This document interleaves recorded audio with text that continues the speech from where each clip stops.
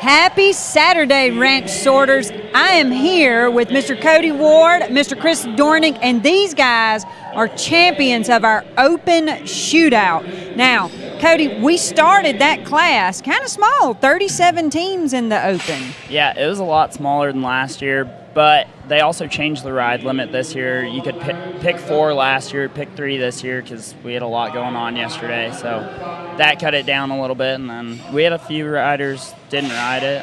So it was a little smaller, but still really, really good paying class. It was a very good paying class. So, Chris, we did 37, and then we went to 30%. So that second go was 12, I believe. Correct. And so when you and Cody go in, I mean, I'm looking at the numbers on the sheet. Guys, they finished with 24 head total, so it's like an 8-cow average. Then that second go sometimes is where it gets really tough. Can you tell us about it?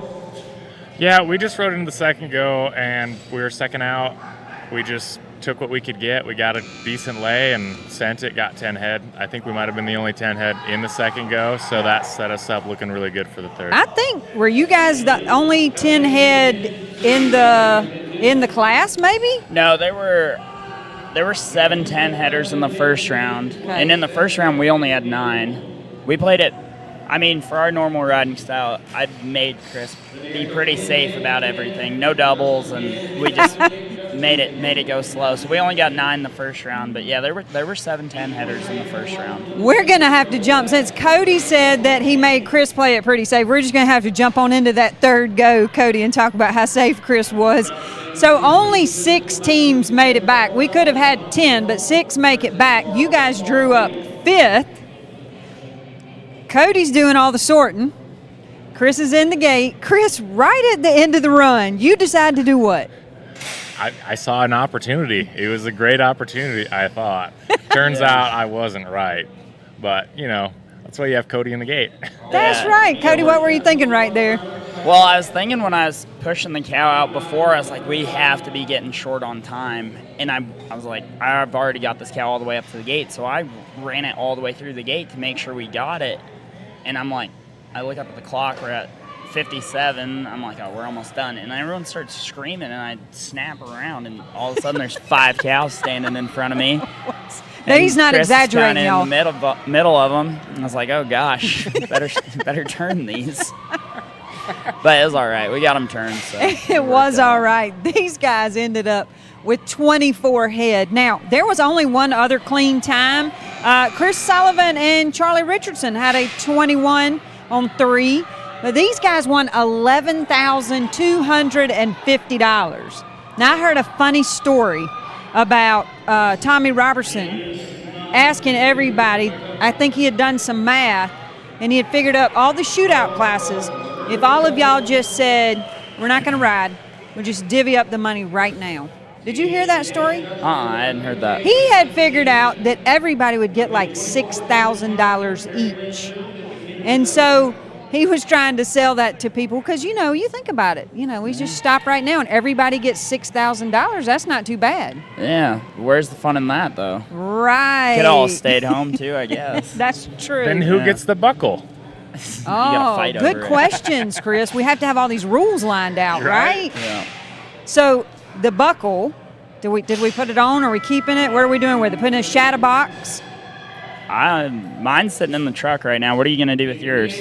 Mine's going to go on the mantle. The mantle. Right next to my wife's Challenge of the Champions buckle. Yeah, there you go. Speaking of the Challenge of the Champions, right? We talked to Cody earlier this week. He was the winner of our Open Challenge of the Champions. And Chris, you were a Challenge of the Champions contender. You did an amazing job. Came up, I think, 1 cow short. But what a great year you had.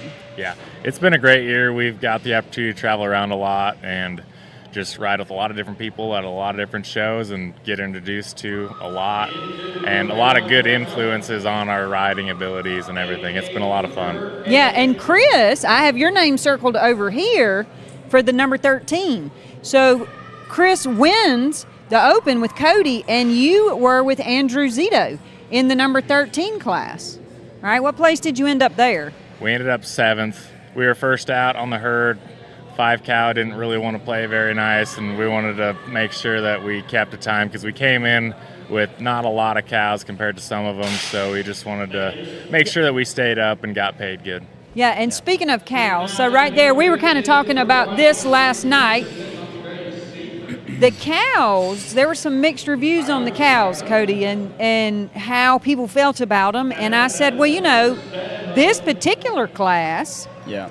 I mean, he was talking about he comes in on the bottom. We came in with 26 head. That was the bottom. So we had 26s, 28s, 29s. We had a 30 header going back. So what about the cows? They were obviously tough for you guys. Yeah, they were. I mean, they're tricky. They've been tricky all week. They were honestly really pretty even, though, throughout. Like, you'd have a couple of really tough cows in each herd. There was one herd in the open shootout that was a little uneven. I think we ran 6 teams on it and had 4 10s. So that herd was a little soft. But honestly, that was the only herd I'd seen like that the whole day. So they've been tricky. It has not been a horse race, that's for sure. So.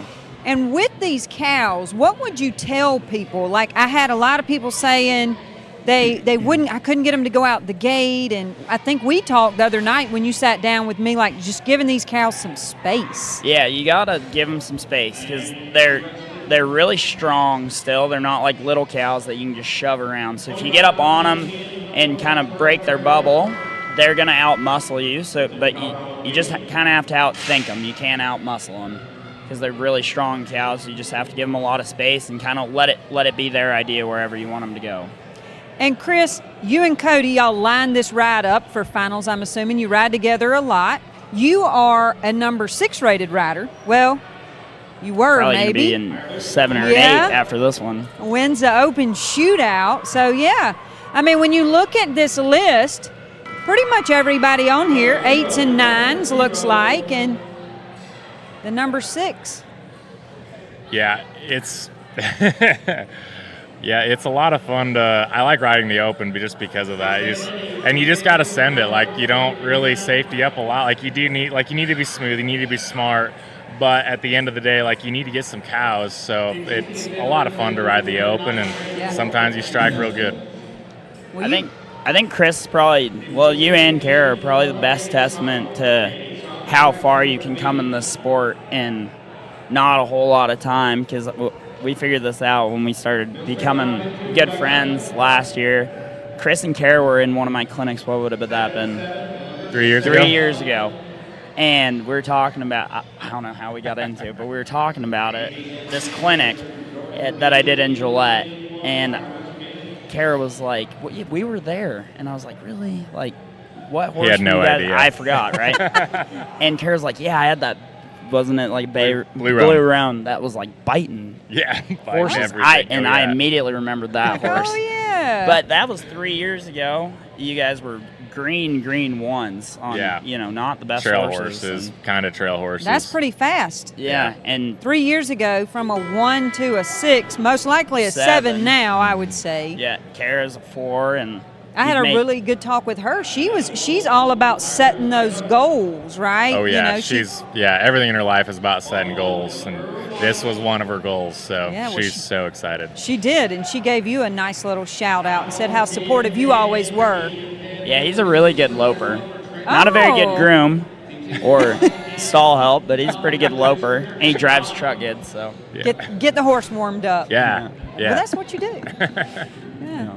Guys, I really enjoyed talking to you. Are you riding anything? We did the 12-3 today. We're done. Bareback. No, you're out. I've retired from the bareback, I think, at least for this year. We were supposed to ride that together, but he's scared.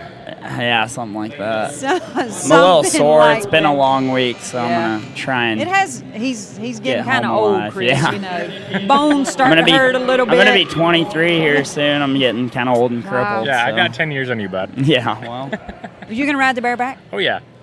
Oh, maybe we'll see you again. He can't even fall off. He just stands up, and the horse can walk out from under him. As long as you don't try to stop any cows on foot, you're going to be good. And then you can just throw your leg back up over your horse. Yeah, I did that last year. I fell off, got back on, finished the round. It's fine.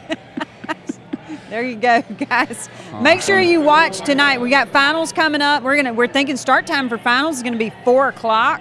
And so this bareback class, maybe we'll see Chris, and hopefully he won't fall off this time, right? Yeah. Guys, I really enjoyed it. Awesome job. 11,000 plus right there. Yeah. Not too shabby. Not too Yeah. shabby For at all. 37 teams. Yes, ma'am. Yep. Yeah. Awesome. We'll be back later, guys.